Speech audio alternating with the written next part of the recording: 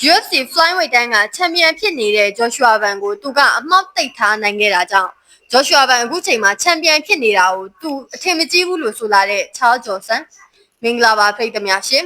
Fighting Spirit Channel ကနေပြန်လည်ကြိုဆိုပါရစေကျမတို့ရဲ့ Fighting Spirit Channel ကဆိုရင် MMA နဲ့သက်ဆိုင်တဲ့အကြောင်းပါလေ One Championship UFC အစားရှိတဲ့သတင်းတွေကိုပုံမှန်တင်ဆက်ပေးနေတဲ့ channel ပဲဖြစ်ပါတယ်ဒါကြောင့်ဗီဒီယိုမစခင်မှာကျမရဲ့ channel ကိုအရင်ဆုံး like and subscribe လုပ်ထားပြီး notification လေးကိုနှိပ်ထားဖို့တောင်းဆိုပါရနော်ဒါဆိုရင်ဒီနေ့ဗီဒီယိုလေးကိုစလိုက်ရအောင်ပါမြန်မာဖိတ်သက်တွေကြမှာCharles Johnson ဆိုတဲ့ fighter ကိုမှတ်မိကြအောင်ပဲလို့ထင်ပါတယ်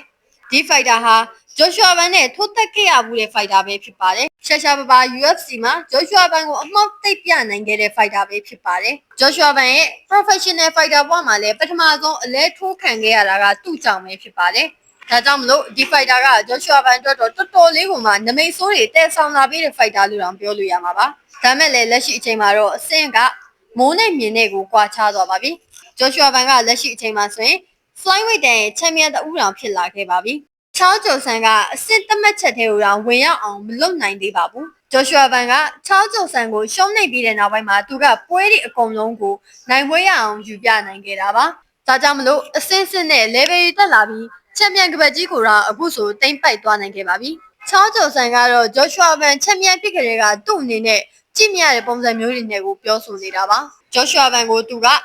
မင်းမအိတ်သေးခင်မင်းကိုအမှောက်သိပ်ခဲ့ဘူးတဲ့ fighter ရှိရဆိုတာအမြဲစဉ်းစားဆိုတဲ့ပုံစံမျိုးနဲ့ကိုသူကပြောဆိုနေတာပါ။ဒီတစ်ချိန်မှာလည်းဒီ fighter က Joshua Van ကိုစကလုံးတိုက်ပွဲတွေနဲ့ထပ်မံဆင်နွှဲလာပြန်ပါတယ်။ဒီတစ်ချိန်မှာလည်းသူက Joshua Van ချန်ပီယံဖြစ်နေတော့မှသူကလုံးဝအထင်မကြီးဘူးဆိုတဲ့အကြောင်းကိုပြောဆိုလာခဲ့တာပါ။ Charles Johnson ကတော့အခုလိုမျိုးပြောဆိုသွားခဲ့တာပဲဖြစ်ပါတယ်။အခုကျွန်တော်ထိုးရမယ့်ပြိုင်ဘက်က Alex Pereira ပါ။သူကချန်ပီယံတယောက်လိုပွဲတွေထိုးပြခဲ့တယ်။အကောင်းဆုံးအနေနဲ့ပခုံးချင်းရှင်ပြီးတော့လေလုတ်ပြခဲ့တယ်။ဒီတော့သူဟာ Van ထက်ပိုပြီးခက်ခဲမဲ့ပြိုင်ဘက်လို့ကျွန်တော်ထင်တယ်။ဒါကြောင့် Pereira နဲ့ပွဲကိုပဲအာရုံစိုက်ထားတယ်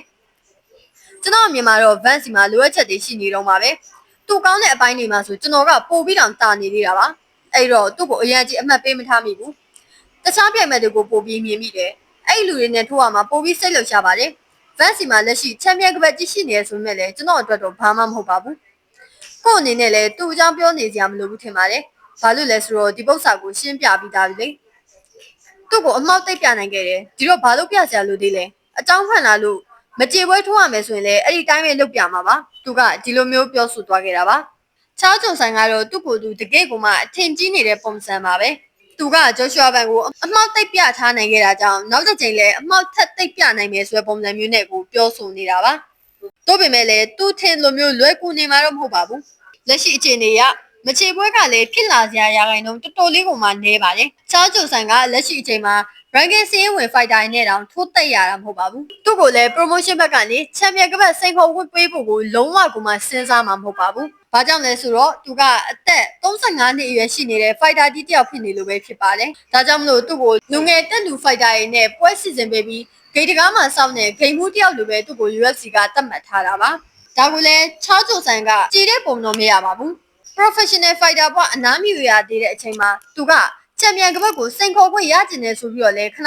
ထုတ်ပြောလေးရှိပါတယ်။ဒါပေမဲ့လည်းသူ့ကို promotion ဘက်ကနေဒီလိုမျိုးတွေစီစဉ်ပေးဖို့ဆိုတာရာခိုင်နှုန်းတော်တော်ကိုမှနည်းပါတယ်။လက်ရှိအချိန်မှာ Joshua Van ကိုလည်းဒီ fighter ကဒီလိုမျိုးတွေထိုးနှက်သွားတာပဲဖြစ်ပါတယ်။ဘယ်လိုမျိုးတွေဖြစ်နေပါစေလက်ရှိအချိန်မှာ Joshua Van နဲ့သူ့ level ကတော်တော်ကိုမှကွာဟနေတဲ့အခြေအနေပါ။ Joshua Van ကလက်ရှိအချိန်မှာချန်ပီယံကပတ်ကာဝယ်ပွဲတွေထိုးတက်ဖို့ပဲစဉ်းစားနေတာပါ။ဘယ်အချိန်မှာ Joshua Van ရဲ့ချန်ပီယံကပတ်ကာဝယ်ပွဲထိုးတက်ရမလဲဆိုတော့ရင်သက်ရှူမောပွဲစောင့်ကြည့်သွားရမှာပါ။ဗီဒီယိုကိုအဆုံးထိကြည့်ရှုပေးခဲ့ကြတဲ့အတွက်အားလုံးကိုကျေးဇူးတင်ပါတယ်။နောက်လည်းကျွန်မတို့ channel မှာဒီလို MMA နဲ့သက်ဆိုင်တဲ့အကြောင်းအရာတွေ One Championship UFC အစရှိတဲ့သတင်းတွေကိုပုံမှန်တင်ဆက်ပေးသွားမှာဖြစ်တဲ့အတွက်ကြောင့်